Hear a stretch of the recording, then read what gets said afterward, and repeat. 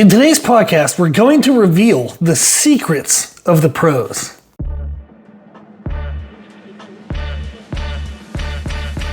I've trained clients to Natural and IFBB Pro Cards, and in today's podcast, I want to share two dieting strategies that we use for both fat loss and muscle gain. So we'll use fat loss during competition prep and then muscle gain during the growth seasons in between our competition preps. Now, the approaches we're going to talk about today involve caloric cycling and caloric timing. We're going to talk about when we can peak our calories during the day. If we look at caloric cycling, the beginner approach is to have a training day and a non-training day. Kind of like a high, a low, however you want to name it. But typically there's a more active day and then a less active day.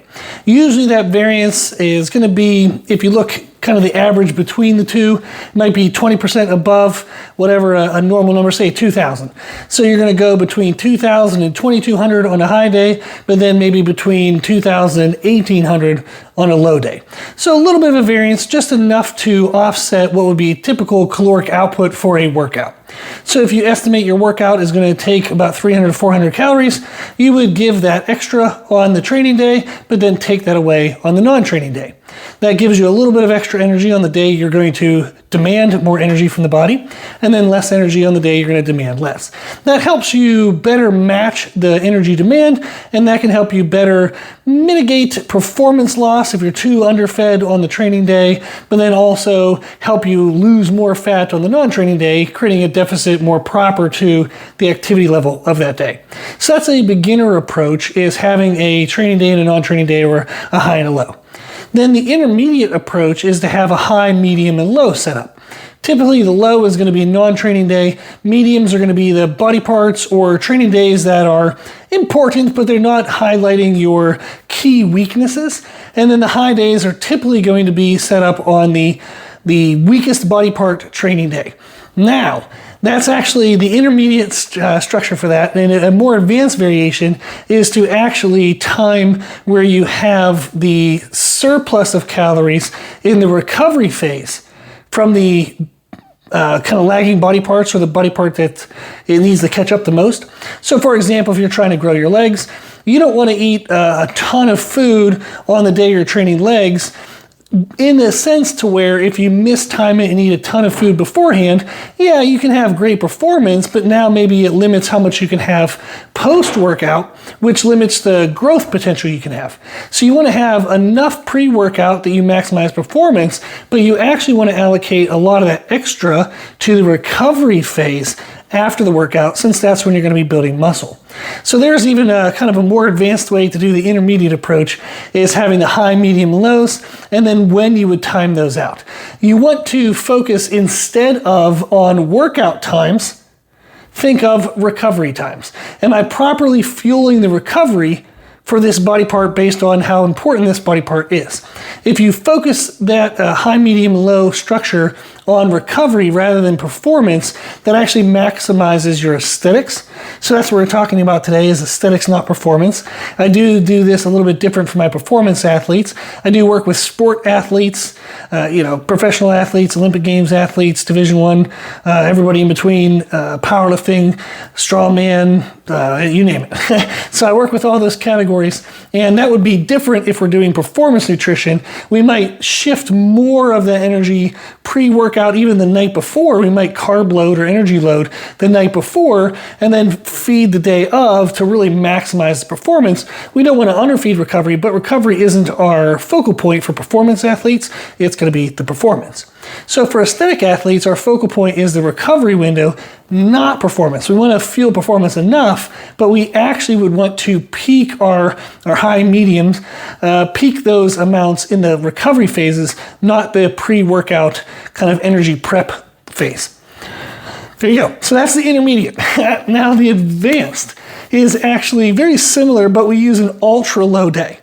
I will use this for fat loss clients. We use an ultra low day to really drive down fat loss, but to have a minimal impact on our body's response to that process to where it doesn't fight us as much. So let's say, for example, an athlete is going to be active, an aesthetic athlete. It can be any aesthetic category. They're going to be active, say, Monday through Saturday, and maybe they take Sundays off.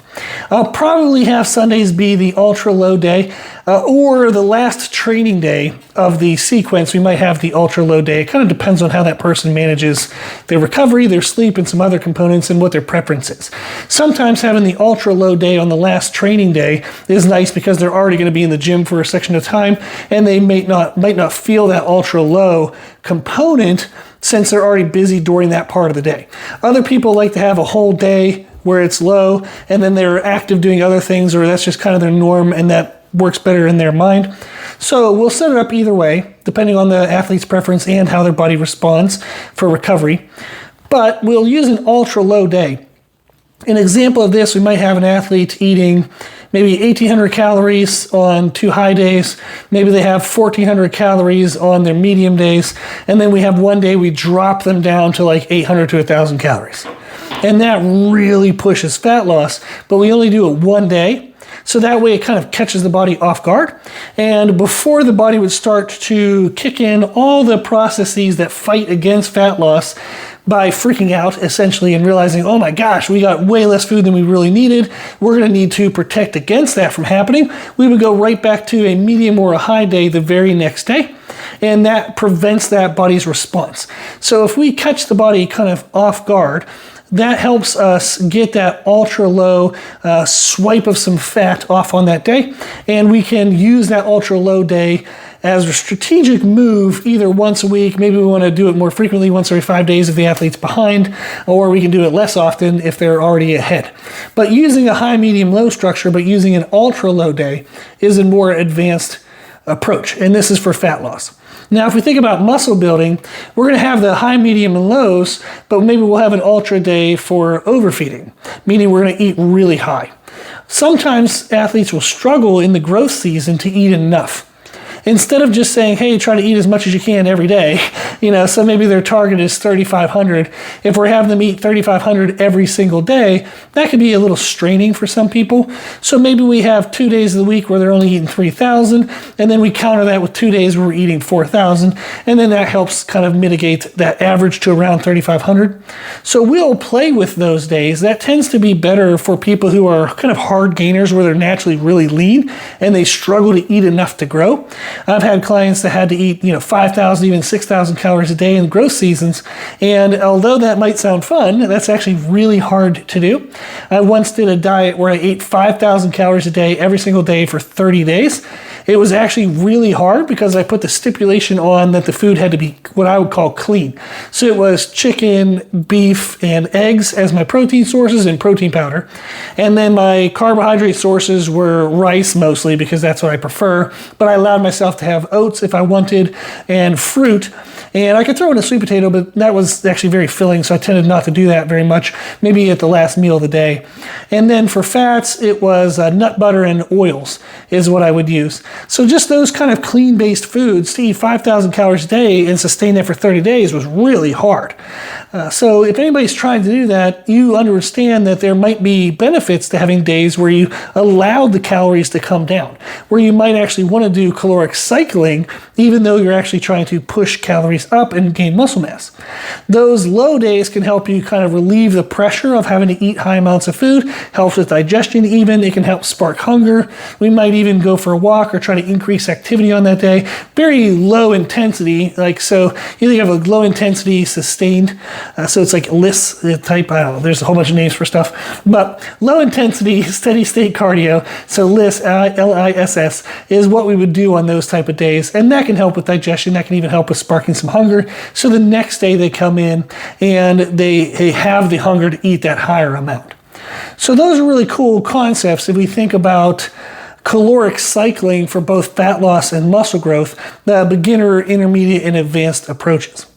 The other concept we want to talk about is peaking the food, like when during the day do we eat the food. I found that if you play with this for certain clients, that can be a really big benefit for them in regards to how they experience the diet. Some clients will wake up and they're kind of just supercharged right at the beginning of the day. I actually am this way where I can wake up in the morning, take a little bit of caffeine. If my day is structured well, I like to work out early in the day. So I'll take some caffeine. I'll work out with a very small amount of food. One option I have is I'll blend frozen blueberries, a tablespoon of peanut butter, and some whey isolate. I'll blend that together. It makes a shake if I add enough, like say, sugar-free almond milk, or if I add less sugar-free almond milk, it makes a little bit of like an ice cream kind of thing, and I'll eat that. Kind of depends on what I'm in the mood for that day. But I'll have that shake. It's around 400 to 500 calories, and then I just get right into my workout. I can push the calorie deficit if I'm going through a fat loss phase harder in the mornings, because if I have that shake and then I lean into caffeine, and caffeine is actually a natural appetite suppressant for me. It actually suppresses my appetite. So I'll push into caffeine pre-workout, then be able to ride that wave, and I'll even do caffeine midday to get me another blunt of hunger. So I can get to my evenings maybe only having consumed 1,000 calories, and then I like to load more calories right before bed. I find that helps with recovery because I pick high protein based foods, and I'll have a big lump of protein basically before I go to bed. It helps me sleep better because I sleep better with a fuller stomach. I know some people don't, so they're going to do the inverse of this. They might have more of their food at the beginning of the day, then taper off. That works for some. I'm the inverse of that, and I've had other clients who are the inverse, where if I have the bulk of my food before bed, I sleep better, and I actually have kind of just better recovery, and I feel better overall. I tend to be so busy during the day and not paying attention to food that it's easier for me to structure it that way.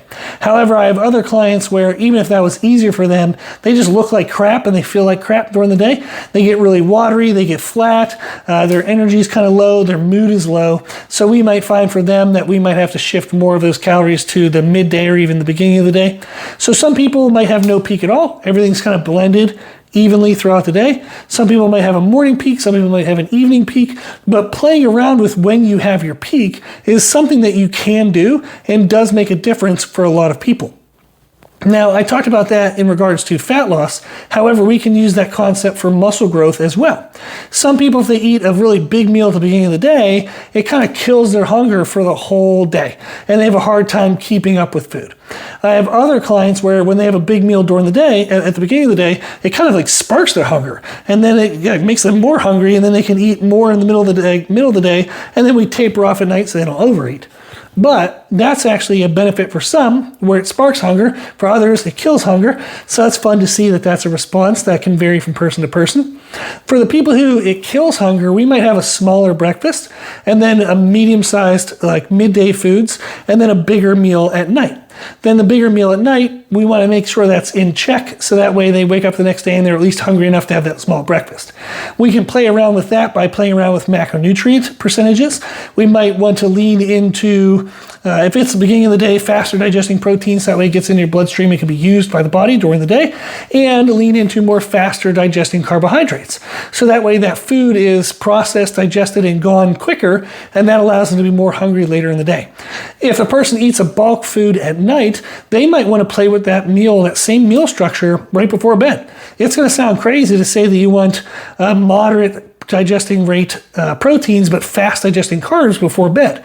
That would sound a little bit crazy. However, if your body processes that well, you sleep well, and you wake up the next day and you're hungry for breakfast, that allows you to hit your calorie target that you have to push the growth that you want, then that's exactly what you want to do.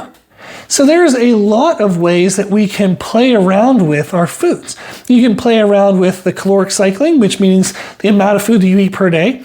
You can play around with the amount of food you eat during the day, like parts of the day, whether it's the beginning, the middle, or the end, and you play around with macronutrients. If you want to sustain hunger, you want to feel fuller between your meals, you might want to lean more into slow digesting proteins, fats, and fibers. If you need your meals to go faster, you might want to lean into faster digesting proteins, faster digesting carbohydrates, and keep fats and fiber relatively low. And that would depend on, how frequently you're having bathroom, like bowel movements, and if that's working well for you and you're not feeling constipated and bloated. Another component is going to be staying up with hydration. That's going to make a big difference as well. So it's fun to think through that when we think of what's important for us, the consistent among all these options is that calories are predetermined. We kind of are setting a goal. We're seeing how the body responds to that goal, and then we're changing that goal along the way. But that is our marker for the day. And I want to get my calories, whether I'm breaking that down into more at the beginning of the day and less at night or vice versa, we at least know per 24 hours there's a set amount of calories that will give us a predictable body response. So we're going to aim for that and then kind of see the body response and adjust it over time. But calories are king in the sense to where it's what we're aiming for each day. We then have grams of protein. We want to make sure that that's consistent to our goals. But those are things that everybody's going to do regardless of when they eat, how they eat, all that stuff. They're going towards a calorie goal. They're going towards a protein goal. And then they're seeing how the body responds to that. And that's their predictable responsive change to get the body composition to change. Then the way we structure the calories per day, whether we have cycling or not, and whether we have peaks at different times of the day or not, are more along the lines of having to do with how we feel during the process. So those are more experiential components, not really driving the progress, driving the results components. They factor into consistency, they factor into adherence, they factor into our overall well-being, so they are important, but they're more experiential, not the specific results driving metrics that would be the calories and protein. So I thought this was fun. I find this stuff super exciting. It's why I love doing one-on-one type coaching, is you can have all these concepts, and when you apply them across hundreds and thousands of people, it's quite fun to see how diverse it can be. There's a lot of generalities, but there are a lot of unique circumstances where somebody might need something a little bit tweaked and different than someone else in order to get to the same end result. So I love it. If you want to learn more about our one-on-one services, you can go to our website, www.c3method.com. We also have our nutrition coaching certification. So we'll teach you how to coach your clients and learn all this fun, nuancy, crazy stuff. Or you can learn about that process and just let me run your clients for you. So I have a lot of coaches who they're busy running their businesses. They're busy training people, running programs for training, and they'll have me run the nutrition for their clients, which I absolutely love. So we do that as a white label service if you're interested in that. You can learn all about that on our website, www.c3method.com. The 3 is spelled out T-H-R-E-E, so C-T-H-R-E-E method.com. You can find us on YouTube, Instagram, Facebook, LinkedIn, wherever, and hopefully everywhere. That's the goal. So if you need anything, let me know. I appreciate your time. Thank you for watching, and I hope this was helpful.